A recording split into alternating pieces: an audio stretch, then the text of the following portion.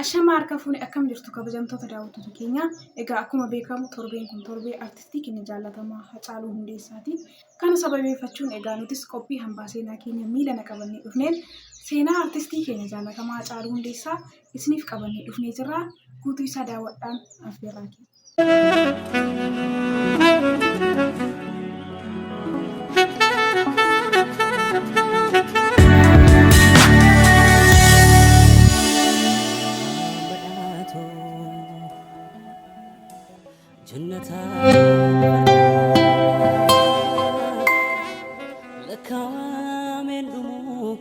Weellisaan Hacaaluu Hundeessaa bara 1976 abbaa isaa obbo Hundeessaa Boonsaa fi haadha isaa aadde Guddattoo Horaa irraa dhalate.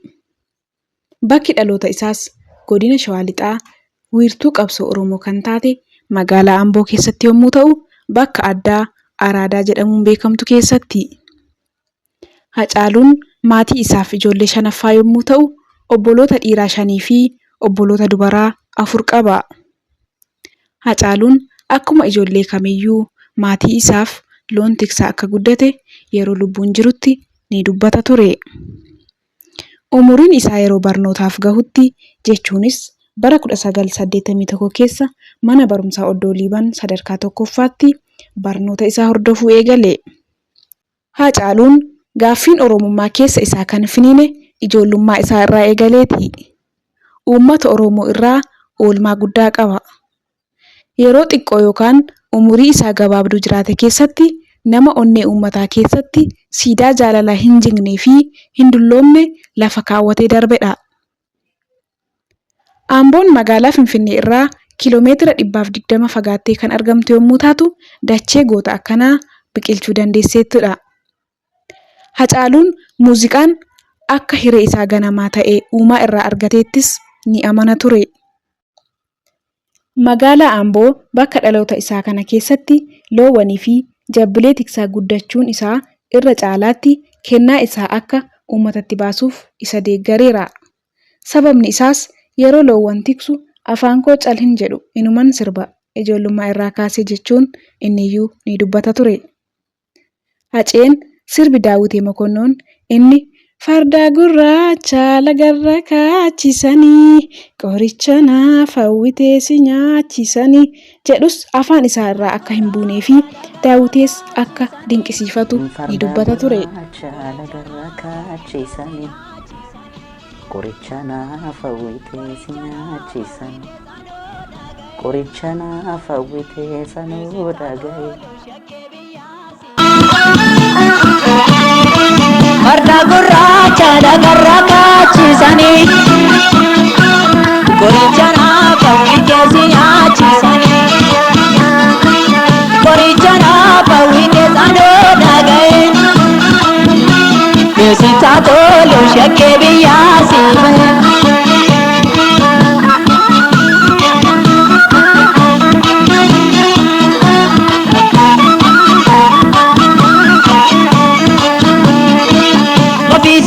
Tole malee bakkeessa naramanii dubbii namaatti irra keessa hangitti fitsa seenanii kaleessa kooticha buune taatii dallaa jalameessu bareedduu isaa gidda buume gaarii sarbaa jala beeku.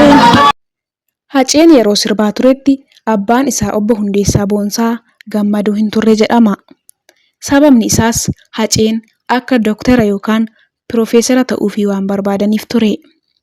Garuu turtii dheeraan booda Hacaaluun aartiitti bobba'uu isaa kan gammadanii fi jaallachuun afaanii baafatanis yeroo inni sirba isaa yaa jabbiloota koo yaa jabbiloota odaa jalaa kan nama nyaatu nu keessa jira jedhee sirbe yaa guddattu ilmi kee reefu sirbe jedhan jedhama. Jabbiloota koo yaa jabbiloota odaa jalaa kan nama nyaatu nu keessa jira. Jabbiloota koo yaa jabbiloota odaa jalaa kan nama nyaatu nu keessa jira. Amaaloo maaloo maaloo.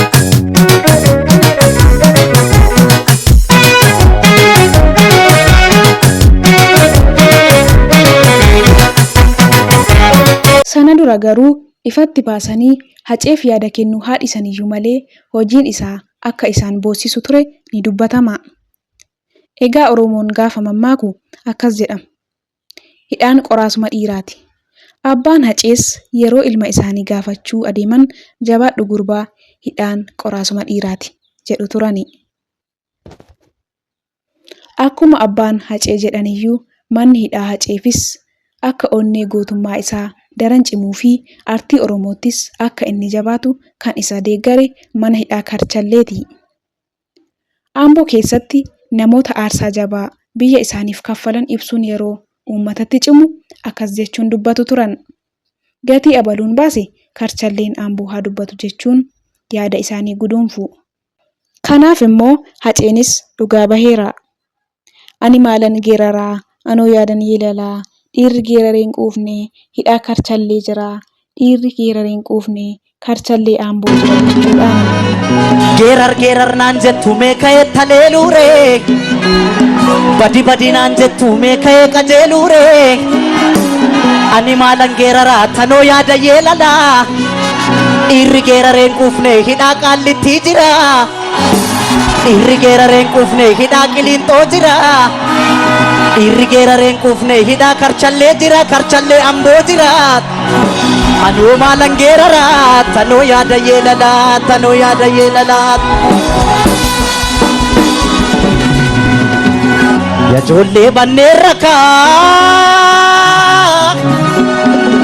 yajoollee banneen rakaa gurrabbaa ganneen rakaa Oromoon maalum godheree maalum gochuu dideree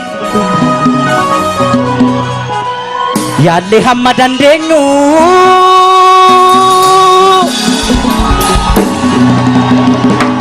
yaallee hamma dandeenyu kana caala maal goonuuf xinnaas gabbarree guddaa akka wajjin bubbulluuf.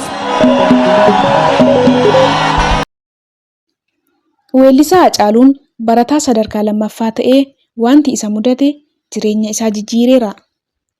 Umurii waggaa 17 jechuunis bara 1995 hanga bara 2000tti Karchallee Amboo keessa murtee tokko malee shakkamuu qofaan waggaa 5tiif akka hidhame ni dubbata.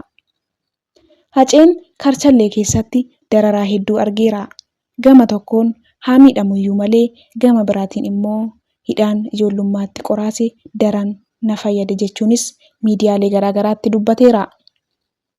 Haceen yeroo mana hidhaa keessa turetti hidhamtoota isa waliin turan keessaa namoota dubbisuu fi barreessuu hin dandeenyeef hiriyootaa fi bulchiinsa mana hidhaa waliin ta'uun barnoota ga'eessaa jalqabsiiseera.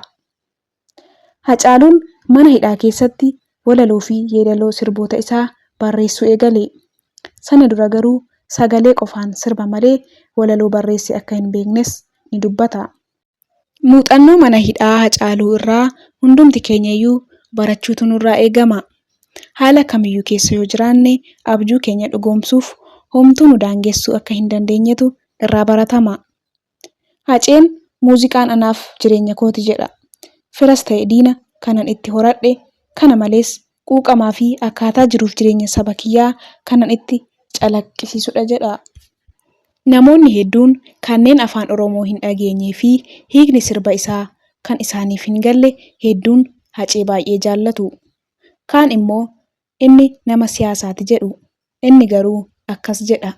Jiruu fi jireenya uummata koo weelluudhaan xiinxaluun nama siyaasaa nan jechisiisu jedha. Haceen weelluudhaan seenaa awwaalame baaseera. Haceen weelluudhaan seenaa awwaalame baasee uummata Oromoos gammachiise. Maalan jiraa sirba jedhuun quuqama uummata kanaa ifatti baaseera. Kana malees waa'ee seenaa farda Oromoo farda siidaa dabaleen suurrii erga nu daangessanii barri turee bubbulee kan jedhuun hedduun namaa kan hin beekne qalbii uummataa keessatti hambiseera. Sirboota ergaa jajjaboo qabanii fi adeemsa wal fakkaataa qabanis 3 wal duraa duubaan sirbeera.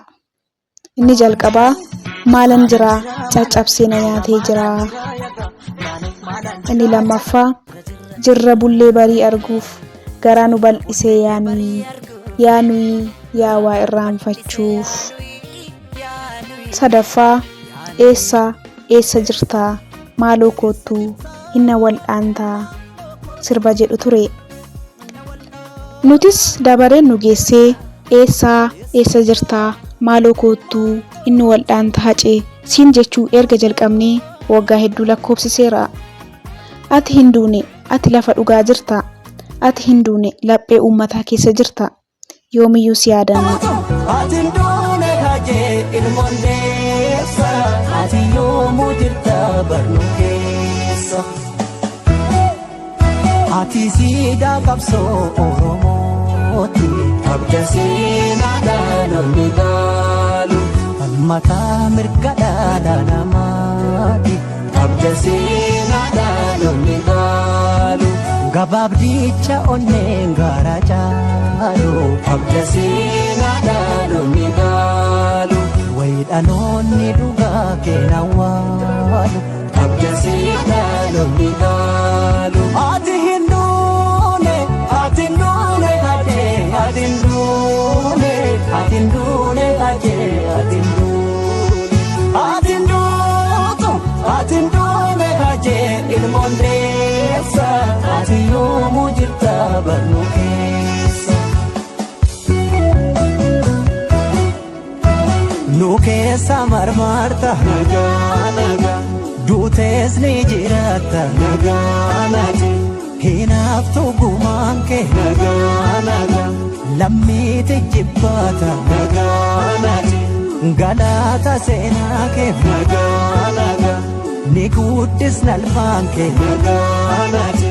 nagaa sitti nama nagaa seenaan kee yoom jama nagaa.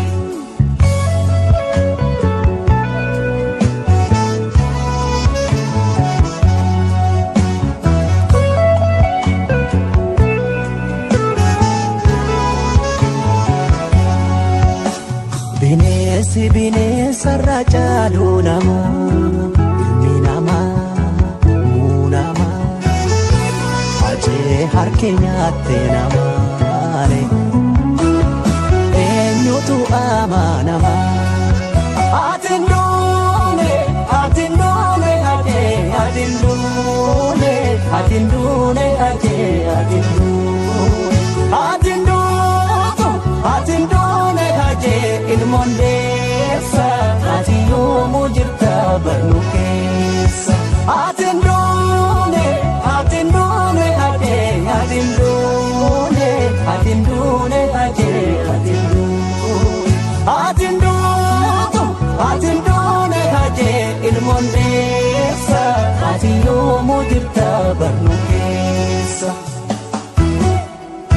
Oromoof duuta ofiif hin jiraanne. Abda seenaadhaan onni gaalu.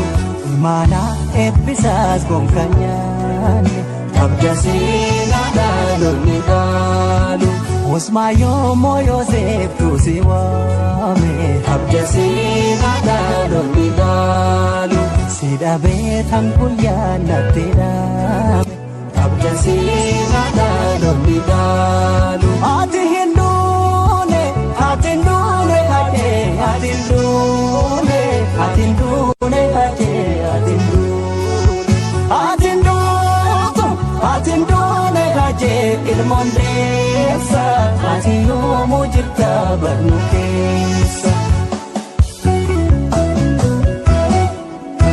Dhaloonni ragaadha nagaa seenaa dalaguun kee nagaa sichuu daddagaaga nagaa hin jaamu kaayyoon kee nagaa ijaan imimmaani nagaa garaatti nan dhiiga nagaa waadaa kee tambaadha nagaa hirbuu maaltu dhiiga nagaa.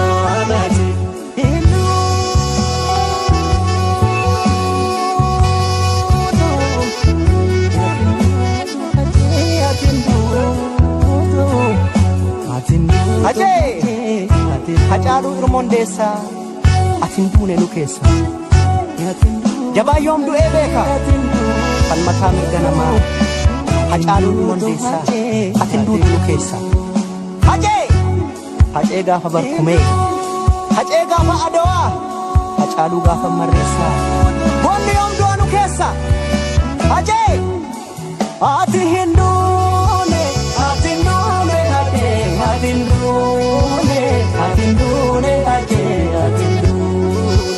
Ati hinduune Hajee ilmoon